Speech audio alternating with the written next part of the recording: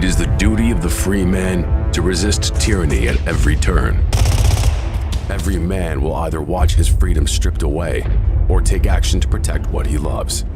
Introducing the A3, the newest revolutionary body armor from Armored Republic. The A3 is the new standard for lightweight multi-hit body armor.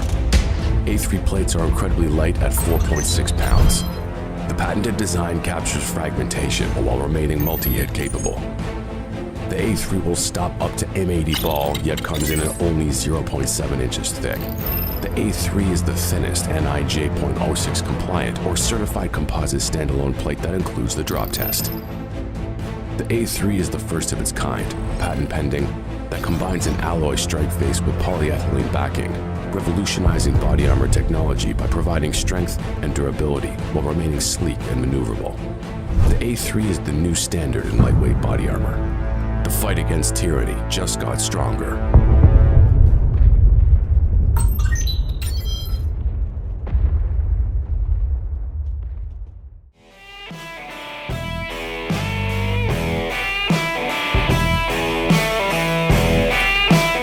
Hey y'all, welcome to Cross Politic on the Fight Laugh Feast Network. Pastor Toby Chuck Knox, the Water Boy. It's good to be with you. Have you guys downloaded the app yet? We got This America coming into the app. Wait, I thought it doesn't come out until June 1st. Why would you download it now? No, but you gotta download the a different app, don't you? No, it's just gonna update. It's an update. So if you download it now, you're just gonna wake up on June 1st and it's gonna It'll be like Christmas in June. Lord willing, have a show sitting there. All technology goes smoothly. Okay. Which June 1st, big update. Yep, that's right. But we're praying for anyways. Jesus is Lord in public and in private. Every area of life must be subject to his lordship, and our use of technology is no exception. What captures our attention on the screen either glorifies or dishonors our Lord. That's why accountable to you, that's the word accountable, then the number 2, the word you, is committed to promoting biblical accountability in our families and churches. Their monitoring and reporting software makes transparency easy on all your devices, so you can say with the psalmist, I will not set anything worthless before my eyes. So guard against temptation with accountable to you and live for God's glory. Learn more today and try it for free at accountable to you. That's the word accountable, the number 2, the word you.com/FLF. Accountable2you.com/FLF. So I have bad news. What's that? Well, bad news is that there won't be a show tomorrow. Uh-oh. We won't have a show tomorrow. Because I'm going out of town for the Knox Unplugged event that's going to happen in Nashville on Saturday at Dr. George Grant's church with Dr. George Grant, Jason Farley, and David Fowler. The world ends when the metaphor dies. So that's the name of the event. It's going to be very interactive. We might have a few seats. We've reached our number though, right? So we're at you're over we're over our number. So You're full. Yeah. So I think you still have a little bit of room for a couple people more. But so if you want to come, if you're local and you're in Nashville, you better go sign up right now before we have to turn you away. And nobody invited. Our Nashville mom and dad are going to be there. Are they? Yeah. Nobody invited me. I didn't tell them I was staying at their house. One more thing about accountable to you, they're hiring. The ad wasn't actually over. But if you'd like more information about it and you'd be interested in relocating to beautiful Kentucky to fight against a lust-filled culture, visit accountable2you.com/careers for more information. That's accountable2you.com/careers. If you live there in Kentucky, you can just come over to the Ark Encounter. Well, they're right there. saying, They're 5 minutes on the Ark Encounter. Hey, we're really grateful to have with us Dr. Scott Bottoms, is the lead pastor of the church at Briargate in Colorado Springs, where he has served for 10 years. He's pastor, legislator. He's a veteran also, serving 8 years in the United States Navy. He currently serves as the Colorado House Representative of House District 15. Dr. Bottoms has been married to Linda for 32 years, and together they have 3 children, 2 daughters-in-law, and 2 grandchildren. Dr. Bottoms, thanks for joining us on Cross Politic. Yeah, thanks for having me, guys. This is going to be a lot of fun. Looking forward to it. We hope so. Knox, do you have a question? I was just about wondering. I was, y'all baptize babies out there. What's the deal? We don't. we baptize grown adults, but we don't baptize babies. Okay, well, that's all right. I still like you guys. I think. So, how does a pastor get elected as a representative for real in Colorado? Pretty much against his will. It's kind of like baptizing a baby. Yeah. Oh, facts. So, tell us about it. This was an interesting journey. About this time last year, actually a little bit earlier than this last year, I got some calls from some state representatives and telling me I need to consider running, which was a big hearty no from me. I had no interest in that. I've been a pastor for over 30 years. That's who I am. And in the short term, it looked like from some people that the reason there was a couple of things that happened. When COVID hit, we didn't close our church. We already had an online video presence. So people were already watching. And we just didn't close our church. And we were, as far as we know, we were the only church in Springs, at least on the north side of Springs, that didn't close. Now, some opened fairly quickly, within a couple months. But people immediately started pouring into our church. And by Easter of 2020, we were already back to our first service and starting our second service again. And so that's kind of what people were thinking. And then I'm pretty vocal in the pulpit about political stuff, what's going on worldwide, nationwide, and then local. And so people just started talking to me about it. And I just said, no, there's no way it's going to happen. I'm a pastor. And they kept harassing me. And then one representative asked me, well, would you at least agree to pray about it? And I thought, man, that sounds a lot like a trap. Yeah. And here I am. I was elected overwhelmingly, actually, in my district. My district is the whole east side of Colorado Springs. And and I just finished my session Monday. Okay. It was the last day of our session. I want to get to talking about that, but I think it's one thing to say, okay, let's have a pastor run. It's a whole nother thing to say, what kind of people there elect a pastor as a representative? Yeah, so Colorado Springs, El Paso County, which is Colorado Springs and a little bit more, it's fairly conservative for Colorado. It's not conservative for like Oklahoma, but it's conservative for Colorado. And a lot of military. We have 5 bases in Colorado Springs, and this east side is a lot of military people, and they just are getting tired of all of the liberal push, and everything is LGBT, everything is BLM, and every time you turn around, there's something somebody's pushing, and we're grooming kids in school and all kinds of crazy stuff. And so when I stepped up, I went to my first kind of rally, gathering, town hall kind of thing, and people showed up in droves. And I basically just laid out who I am, what I'm going to do, how I believe, which is very solid, biblical, constitutional stuff. And they went wild. And, it just grew and it grew. And by the time we got to, which was only a couple of weeks because I jumped in like last minute. By the time we got to work caucus state, and by the time we got to the first assembly, they voted me in.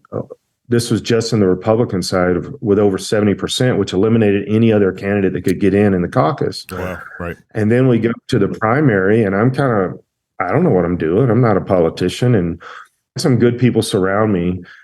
And get to the primary and defeated my Democrat opponent, who's extremely, extremely liberal, defeated him hands down. I mean, like more than 3 times the amount of votes, and and just took off. Yeah, I really didn't expect to get voted in. I was kind of praying the whole way. Now, God, when they don't vote me in, I did what I was supposed to. And, you don't do what you're supposed to do, God. Yeah, if God doesn't keep up his end of the bargain, there's nothing I can do about it. So, wow, so some sane people up there. So tell us how the session went. I mean, so this is your first time in. Colorado's gotten pretty liberal, pretty bright blue.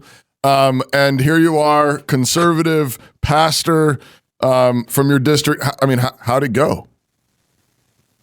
It went horrible. And so, wow.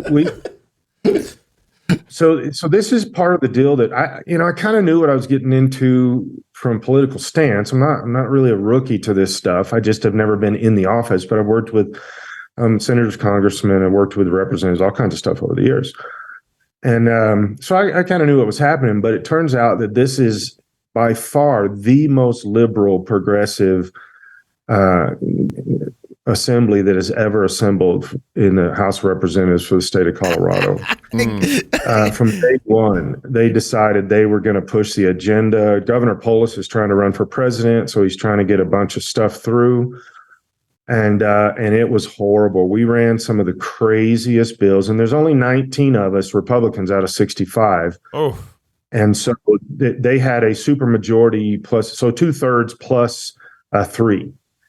And they just bullied us and ran over us the whole time. But here's the thing also is we would try to fight and filibuster. I ran a couple abortion bills and things like that. They never made it to the floor.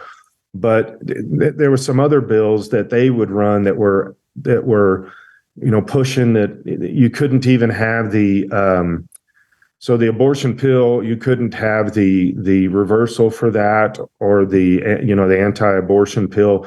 They made it illegal to even talk about it. You can't acknowledge that there is such a thing. I mean, all kinds of stuff. The worst gun bills in the whole nation just came through our state. 5 of them got voted in. The sixth one, which is basically a complete ban on all guns in Colorado, got defeated in the Senate, but not in the House. It was horrible. And then on top of that, so we're filibustering like crazy, trying to fight these crazy, crazy bills.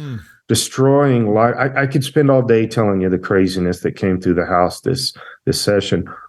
But then the Democrats just got so upset because and it started out where it was basically me and a couple representatives were really fighting down there. The rest of our caucus was kind of scared.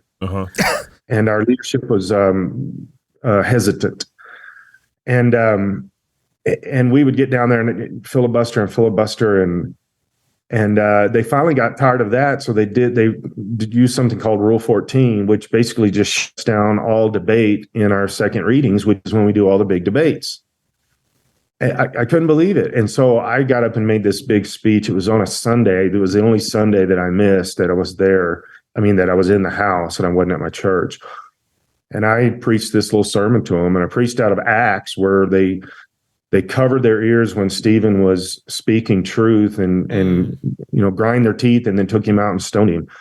And I said, you guys are doing the same thing. You can't even listen to truth. You have 2/3 majority plus, and you can't even listen to truth. So now you're shutting down unconstitutionally, breaking the rules, doing what you want to do without going by any laws, and you are not even letting us speak. Wow. And then when we get to thirds, which is when you actually vote, you only get 10 minutes a person to speak.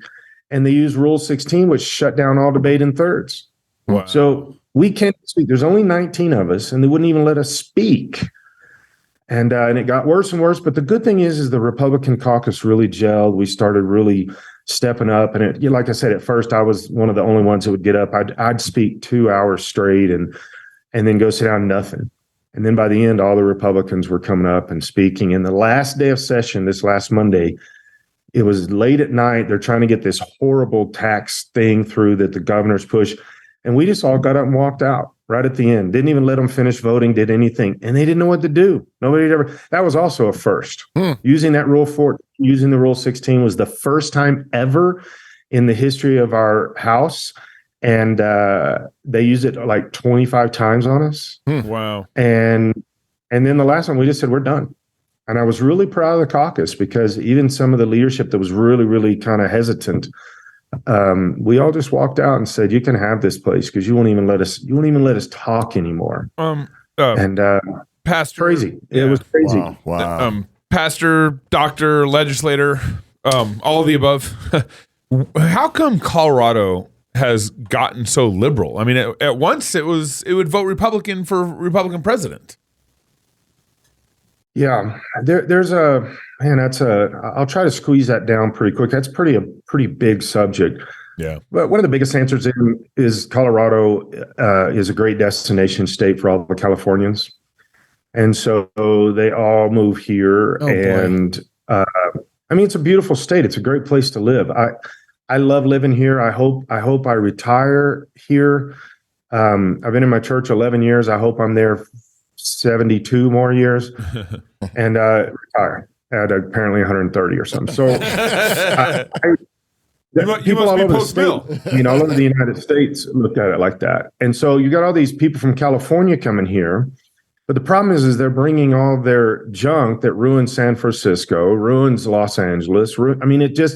They bring it here and then they vote all these same things in. And then the other side of this also is our elections are very corrupt. I'm sure you guys have heard about the Dominion voting machines and some of that stuff. Well, that started in Colorado. The Dominion the company is in Colorado, and they started this about 12 years ago. They tried our first election. We were like 70% red. Dominion voting machines coming in. The next election cycle, we turned blue across most of the state. Now you tell me how that happened. Huh. Wow. So, and it's just gotten worse and worse. We've got this. We've got all these people that are forensically going through these things. We confronted the Secretary of State multiple times, but this thing's going to have to be broken up, and people are going to have to go to jail until we can get our state back. Wow. And another side of it is they voted in marijuana, and everybody just floods here. We're the worst when it comes to drug issues. We voted in a bunch of, I voted against them, but our House voted in a bunch of crazy drug bills this session also, after some of the more crazy ones. They made it legal that you can have a small amount of fentanyl, the way they did it last year. That amount of fentanyl will kill 700 people, but they made that legal in Colorado. Wow. We're one of the major trafficking. Denver is a major trafficking place that comes across the United States in both directions. So you just keep adding this stuff together, and we are being infiltrated by so much corrupt thinking, people, darkness, evil, just all kinds of stuff. Which is part of the reason that I said, okay, I'm gonna go to the House and serve as a legislator. And I've hated every second of it.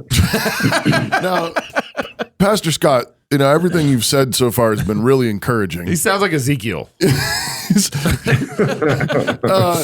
But I guess as you've been there, I just can't. I can't. You gave us a couple of maybe bright moments in an otherwise dark season. The kind of the story of your caucus pulling together, the Republicans gelling, maybe growing some courage, that kind of thing.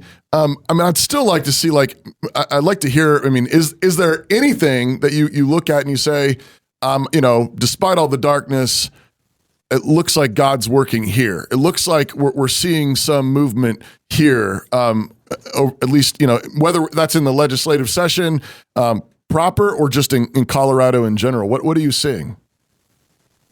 There's actually a pretty solid, strong thing going on in Colorado with all of this. Now, this part sounds like I'm talking about me and stuff like that, but this is just kind of a hint of how it's going. The last couple of rallies that I did, town halls over the last maybe 3 weeks, people are lining up in lines, and me and another representative usually do these together. We tag team, and they have told us by the dozens and dozens at these rallies that the entire Republican Party in the state of Colorado is changing, and they attribute it to just me and this other Representative Graff, and which is not true, but I'll take a little bit of the credit because we have stood at different times when it was difficult, when our Republican caucus was telling us not to, and the Democrats were trying to destroy us and getting threats, and my church was broken into, and you could tell it was political because of some of the things they did in the building, and just all kinds of stuff. And we just keep standing. I keep preaching it, and I even done a couple of little sermons down in the well of the house, and we can see this. I just got a statistic from some of our media from our Republican caucus this morning that our social media following has been somewhere around 250 to 300,000 over the last few years, and this year we've gone over 1.2 million. Wow! And And many hundreds, thousands of emails have been coming in that are saying, you're finally taking a stand and we can get back into the Republican Party. We can get behind you again. Now, really the only major transition that we've had has been a few of us that have gone into the House that are strongly conservative. That's really the only transition at the beginning. Now, we've seen some transitions in the last few weeks. Like our state chair is a strong conservative. He was the incumbent in my district and things like that. He's one of those representatives that called me and asked me to run, and those kind of things. So there is a bright light. The churches, and I'm saying this mostly from Colorado Springs. We've got quite a few mega churches in Springs.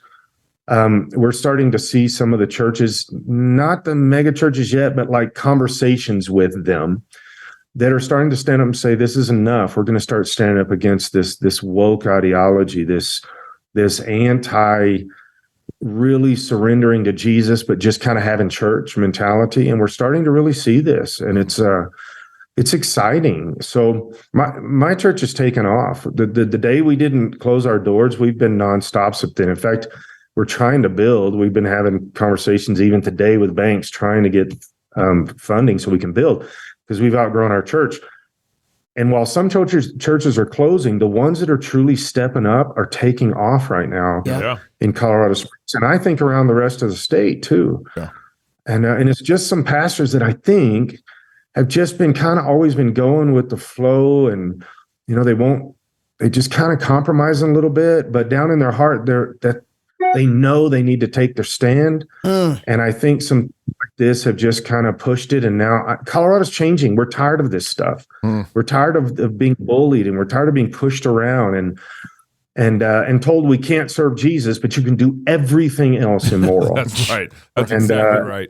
And so it's exciting. I mean, there really is some excitement. And from my perspective, all over the state and all over the Republican Party, we're starting to see it really start to swing conservative for the first time in probably 15 years. Scott, we help me out here, because we live in Idaho, and I work with the Republican Party, and I work with a bunch of other kind of libertarian constituents and groups there's all sorts of conservative groups all over Colorado, Idaho, excuse me.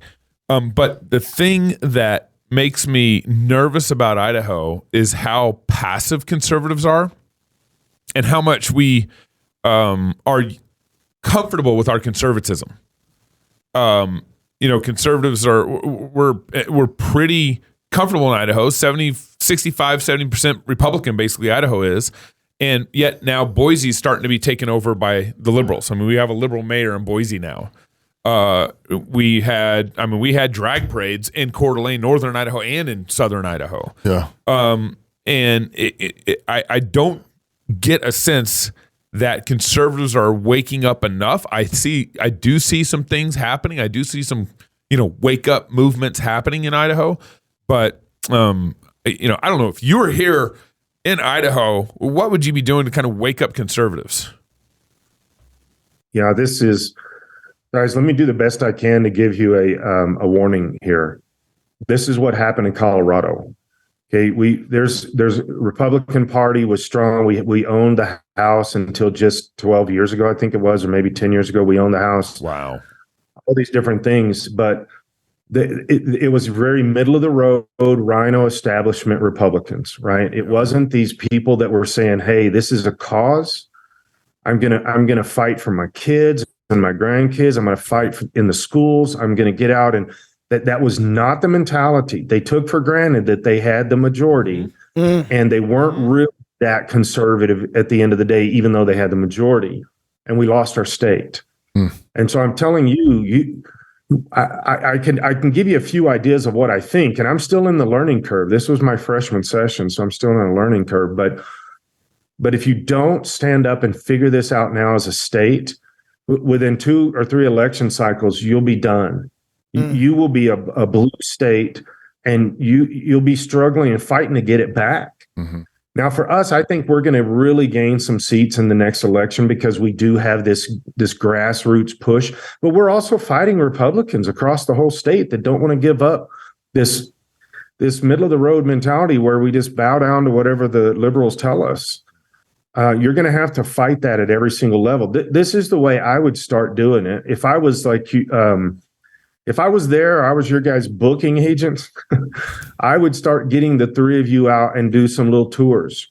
Do some tours around Idaho and do some speaking, do some talking, get in people's face, not just from behind a microphone, but just plan something and 40 people show up. That's better than nothing. Go to the next city, plan something and 30, 40 people show up. That's amazing. And start talking about this stuff. I'd come to Idaho and come to some of those with you and tell you how you're on the precipice right now. Yeah. Our whole country is trying to decide where we're going to go with this. Right. And it comes from having a bunch of middle of the road Republicans that really are not fighting for the bigger causes. You've got to realize that this is our Constitution we're fighting for. We've just had so many gun laws that anti-gun laws, anti-Second Amendment laws that come through Colorado. Colorado has almost more guns per capita than any other state in the United States. We're a hunting destination, and we're losing our rights to the Second Amendment daily. So I'm just saying, I just had one of the conversations with one of the aides for the Republican caucus. He's going to be working with somebody in Idaho, a politician. I won't say it out loud because I don't know if this is public, but he's coming to Idaho, and he told me, I said, what's your long-term goals? He said, I think I really eventually want to settle in Idaho and be the most strongest conservative Christian voice in all of Idaho and be a representative and work my way into the political system. He said, because I'm watching Idaho starting to slip away. Yeah. That should be a warning. Yeah, we similar situation. A bunch of Californians have been moving here. Oregonians, Washingtonians, they've been moving here. The one thing I would say that's maybe a little unique is that 4 out of 5 people who move here are voting conservative. But it's a But we have a rhino establishment, just like you're talking about. But some of those conservatives come and they vote here, and they're like, "How come Idaho's not more conservative?" And then some of those conservatives come and they vote. They come from California, and they thought they were conservative in California, and then they come to Idaho, and they're like, "Wow, I really wasn't that conservative." So we really have a problem, and we really don't have strong leadership. Right. There's a real gap, and so we're doing. Actually, me and Toby are talking with we got to talk with Dr. Jay Bhattacharya up in Coeur d'Alene on May 23rd, Tuesday night. So we're starting to do some of those things. But I mean, these next 40 years, I'm nervous about Idaho, but I do believe we can fight these next 40 years and really make some serious gains on making Idaho more conservative, and it become really a beacon of light to, I think, freedom across America. I think Idaho's got 2 million people. It's not like Colorado. It's not like Texas. Texas got 50 million people. They're conservative, but trying to turn that choo-choo train versus Idaho, it's a lot easier in Idaho. So I think I want to wake up conservatives in Idaho. Yeah, I got to read this plug real quick. We have ourselves an exciting summer coming up here at Cross Politic. We've been telling you guys about it. We want you to join us on this ride. First, we're no longer calling it the Fight Laugh Feast Club. Oh, look at that new graphic. Yeah. Ooh, that's fancy. That's why you have a producer. That's what is that? Is that a pub? Even though he's getting I see. He got the imagery wrong for what we mean by pub. Well, no, they're connected. No, they're connected. It's all right.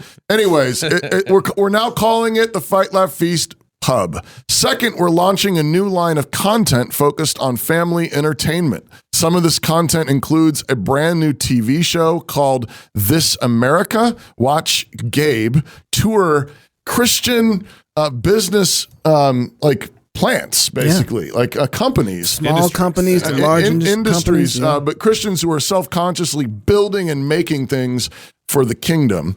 We're going to do a cooking show, a hunting show. Of course, all our conferences are live streamed there to the pub, and all past conference talks are there, all bundled with a new polished Fight Laugh Feast app dropping on June 1st. So you might as well download the app now. It's the old one, but on June 1st, it'll automatically upgrade to that new one. Head on over to fightlaughfeast.com and join the pub today. That's fightlaughfeast.com. Hey, Scott, do you have like 10 more minutes to hang out with us in the pub? Sure. All right. So, hey, thank you, Scott. Give people a website where they can follow what you're doing and keep in contact with you. Yeah, website. Let me give you my political one is Pastor Scott for HD15. I love that. I love that. .com. Okay. All right, that's awesome. All right, we're going to hang out in the portal in just a minute here. If you're single, get married. If you're married, have you some kids. And if you have kids, go baptize them. Until Monday, love God with all your heart, soul, mind, and strength. Love your neighbor as yourself. Go fight, laugh, and feast. This is Cross Politic. It's been funny to me to, the church, the history of the church, or the history of God's people from Israel to the church has been an inability to handle blessing. That's been the problem. Yeah. Going back to Deuteronomy. And the wilderness, even in the wilderness, they had problems, but at least there's repentance happening there. Yeah. But when blessing happens, that's been the problem.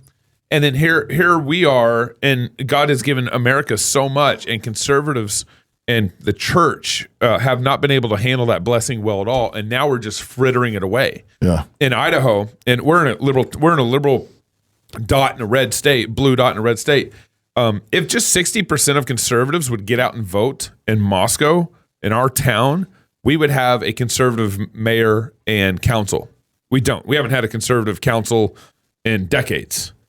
But that's because, but conservatives feel defeated. They feel like they can't win an election here in our town. We got University of Idaho. We got a college town. So it just feels like, quit. Let's quit. Yeah, exactly. Yeah. Let's quit. That'll solve it. If just 60% of conservatives, 65% of conservatives would show up and vote, we'd own Moscow. We'd have a conservative. So I'm pulling my hair out, like trying to think through how can we wake up Idaho? How can we wake up even our town? And then we have this whole other problem with like the next generation is being discipled by public schools. The next conservative generation is being discipled by public schools. Government schools. Yeah. And so our conservatism is being not discipled well through the government schools, and how much worse the government schools are getting with transgender bathrooms and all that stuff. I know I'm just kind of painting the picture, Scott, but would love more of your thoughts on that. Wow, you're hitting everything. Again, this should be a warning to you guys there. It's however bad you think it is worse. Yeah. These things are intentional. We started really studying. We started getting all these bills, and I've got one of my aides was a previous representative. God surrounded me with such a powerful group of people that were working with me, that they had been representatives before, all kinds of stuff. And they were doing these studies all over the United States that the bills that were coming through our house in Colorado were being generated out of Washington, D.C. And so we started looking at this, and this is happening all over the United States. Most of the United States, most of the state houses, the bills that are being run this session, this year, however their sessions are set up, are coming out of D.C. It's coordinated. This is not accidental. Yep. When you're talking about the national education platform and direction, this is very intentional. It's very deceptive, and it's designed to harm our children. It's designed to control our children. And they hate when you use words like grooming, because that's exactly what is happening. And they're trying to pit people against each other in sexual issues and racial issues and everything they can to try to make sure the country's at odds with each other. And the playgrounds for this is not in the state houses; it's in the schools. That's right. They're grooming these kids in the schools, and you've got to be aware of this and get involved. I've been saying in my church for a long time, run for school board, be a county commissioner, be city council. It doesn't matter how big your city is. Doesn't matter whether you think, well, it's already all Republican. That doesn't mean it's all conservative. That's and right. It doesn't mean that they're not putting a lot of this grooming LGBT and even CRT stuff into the schools. You've got to be proactive and intentional about this. If you're not, what happens is 10 years later, you wake up and you realize you've lost an entire generation. Right. That's right. And it's not worth it. The biggest thing is get out and be a voice. Encourage people somehow, as much as you can, get out and be a voice. I tell you, the biggest, I guess, almost disillusionment, but definitely discouragement is I can't seem to get churches caring about this stuff. You know, we talk about abortion, and some of the bigger churches all through Colorado Springs won't have a signature for an abortion referendum, anti-abortion referendum or something, because they say, well, we don't get involved in politics. Well, then you didn't pay attention to Jesus or Paul or Stephen or anybody else. Right. You didn't pay attention to Daniel in Scripture. You didn't pay attention to the 3 Hebrew children, because they all kind of got political and did stuff, and they changed people. And I believe one person at a time can do it. If I didn't believe that, I sure would not have sacrificed the last 4 months of my life. Yeah. I was enjoying my life until I became a representative. and so I think you just got to get in, and you got to encourage people. You got to get to the churches. You got to get to the pastors. If you find a pastor that really is strongly conservative, you know, I know there's some, not, you know what I'm talking about, really strongly conservative, solid guy, knows who God is, knows how to serve God. Help him get into churches and talk to pastors and have rallies for Christians talking about how you have to get involved in the political arena or you're going to lose everything. Man, that's a good word. Could you, I don't even want to interrupt your train of thought in here. You almost say, okay, amen, next. You want to have an offering. But, you know, one of the things that I realized when I started paying attention to politics, you were talking about the bills that are coming from Washington into Colorado. But Colorado has kind of been the test ground for almost everything that we're doing now around the nation. It's like, let's test it out here first. It was one of the first places to legalize marijuana. The whole drug, fentanyl's coming down the pike now. There's a lot of things there that were the first, and every other state started implementing it. So when you start talking about gun laws, what kind of gun laws are they asking to be implemented in Colorado that we're probably are going to be seeing in our own states? Yeah, you will see them. In Colorado, the first week we were in session back in January, our session is from January to the first week of May. They got up and said, the Democrats got up and said, and there's a very, very extreme liberal part of the Colorado House. There's a mostly liberal and then just liberal part of the Colorado House, right? So, and they're fighting with each other constantly because the extreme liberals don't like the fact that the liberals don't want to kill more babies or take more guns. I mean, we've watched the debates, but they got up and said, we will lead the way for the rest of the country in our agenda this year. And this came from Washington, D.C. They said that. So here's the quick rundown of some of the basics of the gun laws that were passed, anti-gun laws, anti-Second Amendment laws this session. One was you're not allowed to discharge a firearm on your own piece of property. Let's say you have 30 acres, but somebody lives within an acre on one side. I mean, there was a bunch of crazy rules. It was so hard to follow, but you can't discharge your own firearm on your own private property, even if you have a gun berm built and all the things that you said. They made that illegal. You have to be 21 years old to buy and own a long rifle unless you have a hunting class and a permit, and then it has to have been grandfathered. The red flag laws. How old can you be to smoke pot? You can be 18 to smoke pot. Oh, and you can also be 12 years old and have a transgender surgery without your parents' consent. Oh my gracious! That also went through. But can't own a long-range rifle. Laws through on that. Wow, that's we got up and discussed it. Because they were using all these discussions about, well, the male brain doesn't mature until 25, so why should we let him have a gun? Although we got military guys, carrying guns every day, and police that are under 25 carrying guns. It's either way, but you can have a transgender surgery without your parents' consent at 12. Man, Scott, and you can also go ahead. Go ahead. No. I want you to finish. So then another one. So the red flag law, you cannot, even though you purchase your gun and you've had your background check, you cannot pick up your gun for 3 full days minimum. It can be, because I asked that came to my committee, the law, and then we debated on the floor, and I asked both in the committee and the floor. So let's say For some reason, it takes a week or 2 weeks or a month. Do you have any time frame that you demand that we have? Because this is a right to our own property. You've already paid for the gun, but you can't get it. And they said, well, however long it takes. I said, so you don't have a maximum date. You only have a minimum 3 days. Yeah, that's right. Because they don't care what we as Republicans thought. They can do anything they want. Wow. Let's see, another one. We tried to get a constitutional carry thing passed through, and that didn't go through. They also tried to do the assault weapons ban, and that one was so severe that the governor said he wouldn't sign it. And the only reason he wouldn't sign it is because he's going to run for governor. For president in 2 years. And so that one got defeated in committee, and then the ultra liberals went after the mostly liberals and the moderate liberals in their own caucus, and that was fun to watch for a few hours. But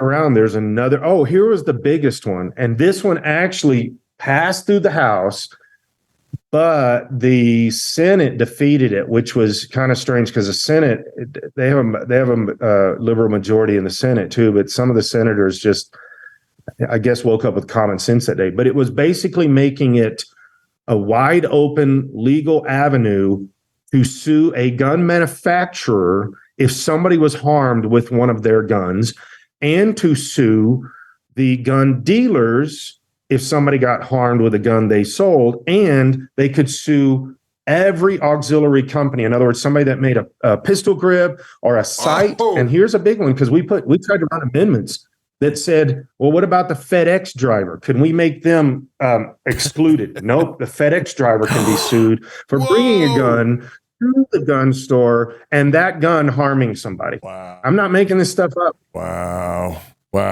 That one actually got defeated by one vote in the Senate. Are you? This is just a theological question. Are you post millennial or are you pre-mill? Like, where are you at on Jesus is King?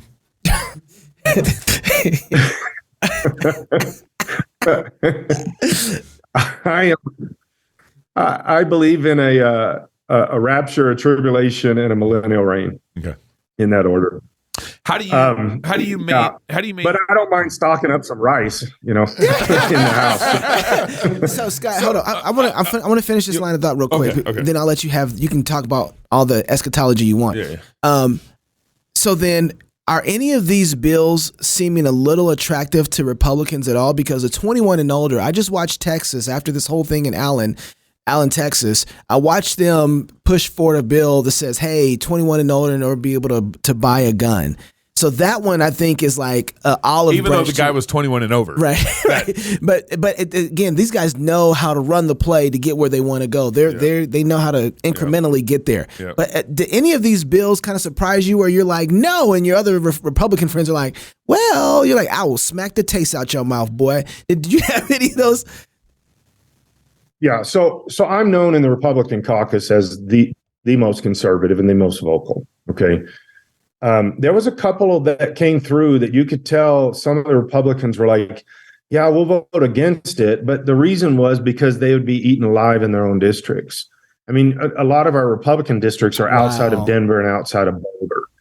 They're more, Colorado Springs is as big or almost bigger than Denver now, but it's still not the same. It doesn't have the same feel as Denver. And they're from rural settings. So they know they wouldn't be reelected if they voted against a gun law. I mean, an anti-Second Amendment law.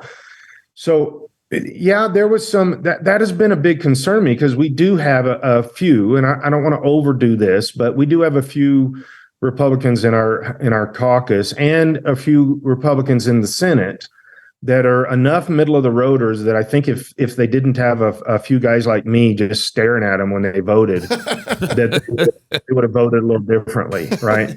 And because I'm not quiet about it even in our caucus meetings. Yeah. When I see that kind of stuff going down, I'll tell them I will shout this from the rooftops. If you vote against basic Second Amendment rights, I'll make sure your entire district knows about that. I have come out more aggressively than most people think a pastor would in those settings. Yeah. And because I didn't go there to make friends. I told them, I mean, I've made friends in the process, but You vote against basic stuff like you think it's okay to abort babies, or you think it's okay to take away our Second Amendment rights, and I will trash you anywhere I go, because that is not okay. That is not conservatism. May your tribe increase, sir. May your tribe increase. Lord bless you. Well, and here's part of the deal with this that people don't have not processed. And I was constantly making this aware, and a couple other Republicans were making this aware too. Is all of these anti-Second Amendment bills, not the big one, because that one just came from this one Democrat representative that is out there. She is so liberal. It's hard to fathom how liberal she is. But all the other ones, all the other gun anti-Second Amendment bills came from Washington, and they were systematically chipping around the Second Amendment. Yep, so you can chip off here, and you can chip off there, and you can chip off there. And somebody thinks, well, yeah, a red flag law, that just kind of makes sense, right? That's right. That's right. But then what happens is, and then I would get in the well and explain this quite thoroughly. Is okay. Once you make a red flag law, this is what the bill said it, and people weren't reading it. They can come in and confiscate your guns first and then have a hearing. Oh, Right. That is not constitutionally legal. Right. That is anti-constitution. But some of the Republicans will be like, it's not that bad of a deal. I mean, what if this guy's a bad guy and he needs help? And we put all kinds of statistics, but they don't actually do anything. Those 3-day laws don't do anything. No crime has changed. And we also brought up, what about the woman that's being stalked and she feels threatened, so she tries to go down and get a gun? And we gave many examples of when a female went to get a gun in some state. There's some kind of 3-day, or California used to have 10-day, and then they're killed during that time frame because they couldn't get the actual gun. Wow. So we can't play around with this stuff. Plus, the Second Amendment says you cannot infringe. Right. No infringement on the Second Amendment. And a 3-day law is an infringement. A 21-year-old time frame is infringement. Those are infringements. Yeah. Right. In fact, I personally don't like any gun law mentality. I don't think there should be any laws on guns. Right. I don't care the all the stuff people pick on bump stocks. People that pick on bump stocks just don't know guns. Yeah. They just don't have a good understanding of guns when they pick on those things. And I don't think there should be any, because the Second Amendment says I have the right to bear arms, and it is none of your business. In fact, I got up in the well just a couple weeks ago on the last one we were talking about, which was another gun law. If somebody gets arrested with a car and they got a gun in the car, then all their gun rights are taken away forever. Oh. We're like, no. What? You don't have the right to do that. And I just got up and told them, it's real simple. Do I own a gun or not? You don't know, because it's none of your business. If I own a gun, do you know which ones are? Because we had another gun law. There were so many. No ghost guns, right? No ghost guns. Those are all illegal. And I told him, I said, if I have a gun with a serial number, guess what? None of your business. Because and they were saying, well, we're not actually tracking the guns. There's not going to be a registry or anything. Okay, then why do you need a number on it? Why do you need a number on anything you're never going to track? and they just look at me like, well, we didn't want you to bring that up. Right, because if you put a serial number on something, there's only one reason. And when you do a background check right now, it stays around, depending on the state, stays around 20 to 30 years, right? Here's the question. Why? Yeah. Why is your registered gun number being kept in a database? Because somebody is planning on someday making sure they know where that gun is. Yeah. Preach, preacher. And I just got up and told him, it's none of your business. Yeah. I'm going to go out and buy a ghost gun today. None of your business. I'm going to buy guns and ground the serial number off. None of your business. Man, you know what to do with those. You charismatic. You got the organ. You got the organ. Can I get an amen? Amen. Oh, man. Well, Pastor Scott, Yeah, man, that was really good. That's actually, I mean, Frustrating and encouraging. Yeah, frustrating. That's a good word. That's a good word. Frustrating and at the same time extremely encouraging. So I mean, seriously, thank the Lord for your work there in Colorado. We got some friends down that way, some faithful pastors actually involved in Denver, and just let me know. Boulder. Text me if you want connections and all that. But appreciate your faithfulness there. And I gotta say, we said this a lot, but I think when God like draws up the lines like this, where it just light and darkness is so clear, righteousness and unrighteousness. Are we going to kill the babies or are we going to save them? Just like really basic lines like this get drawn up. And then God's people stand up. Like even when it doesn't look like it's doing anything, we know from Scripture that is the moment when God is doing something. Yeah. And so I hope at the same time, despite how frustrating and discouraging the session was, I hope you're encouraged. Yeah. You've encouraged me. Because you've encouraged us by your stand, by your testimony. So praise God for that and keep up the good work, Pastor. And one last thing I want to let you know, if there's something that's going on there, bills, whatever, we can help spread the news and be a voice. Please let us know. We'd love to know. We'd love to help you shout stuff from the rooftops. And the same for me. If I'll come to Idaho on my nickel to help you guys, not all the time, maybe once or twice. Yeah. But to help you guys get the word out or do something any way that you think, hey, this would be a good place that guy could help. Let me know, because I see what we're doing in Colorado much bigger than Colorado. We're pushing back the darkness at the tip of the spear, and so. Any way I can help, guys. Thanks for having me on. I've enjoyed it. Thanks, Pastor. God bless you, man. Appreciate you, man. No matter where you grew up, we all grew up in the same place, this America, the land of the free and the home of the brave, the land they handed down from generation to generation, and now people are trying to tell us that our forefathers were a disgrace. The ones who gave their lives tilling frontiers into cities, plains into skyscrapers, and turning deserts into gardens. We build on the shoulders of our forefathers. We don't trample on their graves, because the old paths they cleared paved the way for us to greater heights.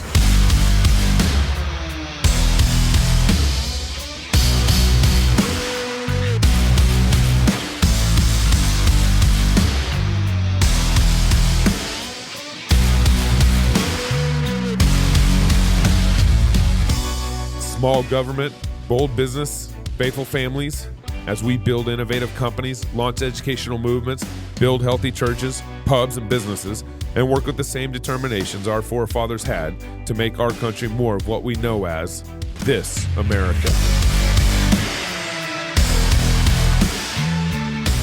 Join me as I go on a mission to find those 21st century pioneers who still believe in this America.